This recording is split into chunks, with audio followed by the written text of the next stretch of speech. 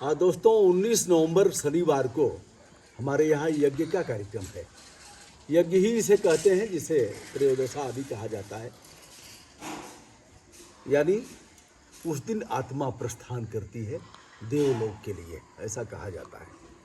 पृथ्वी लोक पर समस्त संस्कारों को भोगने और संपन्न करने के उपरांत पिताजी का देहावसान 6 नवंबर को हो गया था। हम लोग देहदान के उपरांत अन्य जो कार्यक्रम है उसे संपन्न कर रहे हैं। उसका एक वैज्ञानिक आधार भी है और धार्मिक आधार तो उसका है ही। 19 नवंबर को यह कार्यक्रम रखा गया है जिसमें 11 बजे से 2 बजे तक हम लोग ऐसे सज्जन शक्तियों का सम्मान करेंगे जिन लोगों ने दान किया है, दान की पराकाष्ठा पर पहुँचे हैं। हालांकि परिवार में ही अगर किया है, किडनी का दान किया है, जैसे बहन ने भाई को दिया है, माँ ने बेटे को दिया है, भाई ने भाई को दिया है, बेटी ने बाप को दिया है, कुछ रक्तदाता भी हैं। और बताते चले, हम लोगों ने नेत्र दान करा करके 16 लोगों को आंखें दिया है। यह काम हम लोग 2005 से कर रहे हैं, यानी काफ़ी समय हुआ। यह 15, 17, 18 साल से इस काम को किया जा रहा है। यह काम बहुत ही सामान्य है। मरणोपरांत हमारी आंखें 6 घंटे तक ठीक रहती हैं और आँखों को अलग करते हैं। अलग करके फिर उसे बॉक्स में रखते हैं, जो मेडिकल बॉक्स है। तत्पश्चात 72 घंटे के अंदर जो दृष्टिहीन लोग हैं उन्हें प्रत्यारोपित कर दिया जाता है। ऐसे लोगों को भी हम सम्मानित करेंगे जो 2005-6 में हम लोगों ने नेत्रदान करा करके ऐसा किया था।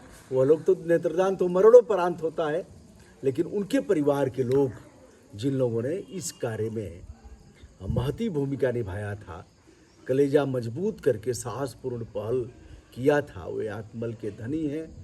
उनको हम सभी सम्मानित करेंगे। यानी शनिवार 19 नवंबर 2022 को हमारे गृह ग्राम यूसुफपुर, विकास खंड मनिहारी, थाना सादियाबाद, जनपद गाजीपुर, उत्तर प्रदेश, 11 बजे से 2 बजे तक श्रद्धांजलि सभा और ऐसे लोगों को सम्मानित करने का कार्यक्रम। तत्पश्चात प्रसाद का कार्यक्रम होगा। यह यज्ञ है, यानी भोजन ग्रहण करने के उपरांत आप जा भी सकते हैं, रह भी सकते हैं।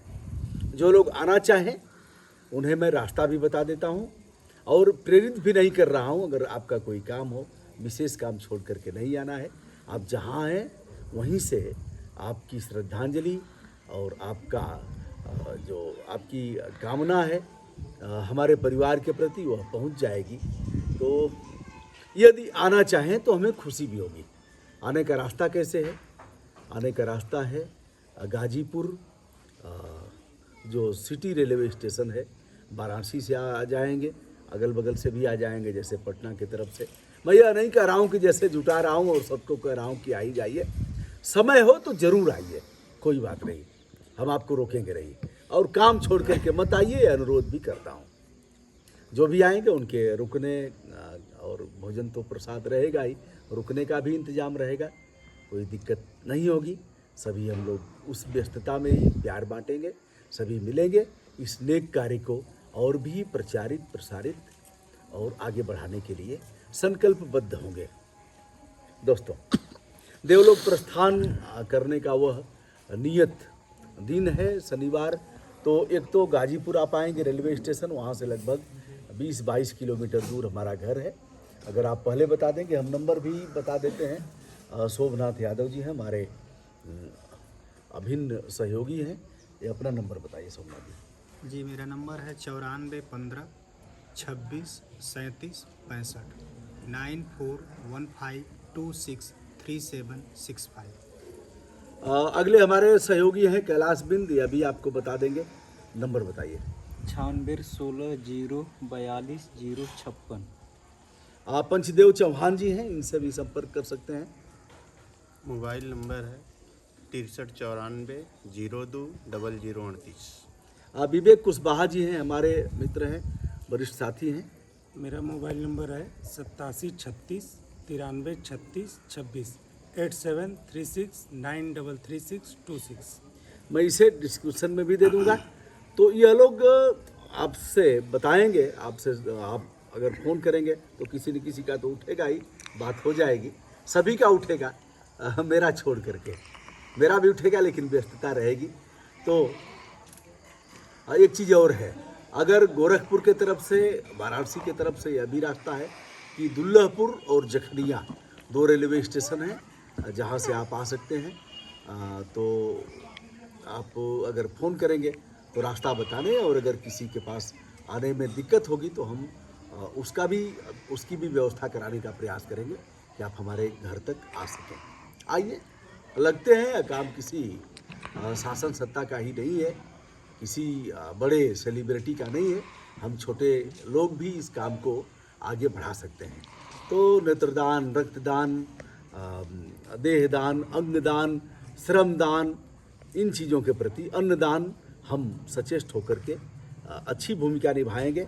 तो 19 नवंबर दिन शनिवार 11 बजे दिन से 2 बजे तक सम्मानित होने का कार्यक्रम और श्रद्धांजलि सभा, तत्पश्चात प्रसाद ग्रहण होगा।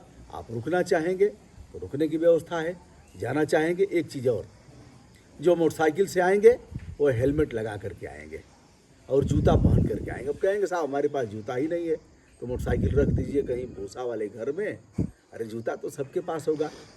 10 बार की दुर्घटना में 2-3 बार हमारा जूता से पैर बचा है, इसलिए हेलमेट जरूर लगाएं, जूता पहन करके आएँ, गति नियंत्रित हो ऐसे।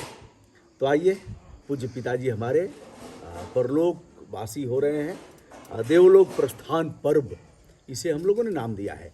शोक संदेश रखा गया था, मतलब किसी ने लिखा था, तो शोक संदेश हटा करके देवलोक प्रस्थान पर्व, यह भी पर्व है। 16 संस्कार यानी 16 संस्कार गर्भ धारण से लेकर के और अन्य कई संस्कारों से होते हुए फिर दाम्पत्य सूत्र बंधन में बंधने का है, यानी शादी विवाह का है। तत्पश्चात ट्रेन चलेगी तो फिर सीधे रुकेगी वहीं जिसके बारे में हम बात कर रहे हैं। आया है सो जाएगा, राजा रंग फकीर है। नश्वर शरीर है, आज नहीं कल सभी को जाना है। किसका नंबर कब आएगा कहना असंभव है, क्योंकि कोई जानता नहीं है, परमात्मा ही जानता है। ऐसे में प्रतिपल राष्ट्रीय उत्थान के प्रति मानवीय दृष्टिकोण और नैतिक पक्ष को ध्यान में रखते हुए हमें प्रतिपल मानवता पोषित जीवन जीना है।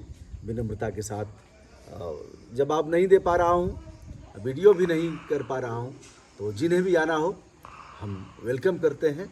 देवलोक प्रस्थान पर्व पर आप जरूर आएँ, किंतु अपना काम छोड़कर नहीं। हम सभी का सादर नमस्कार।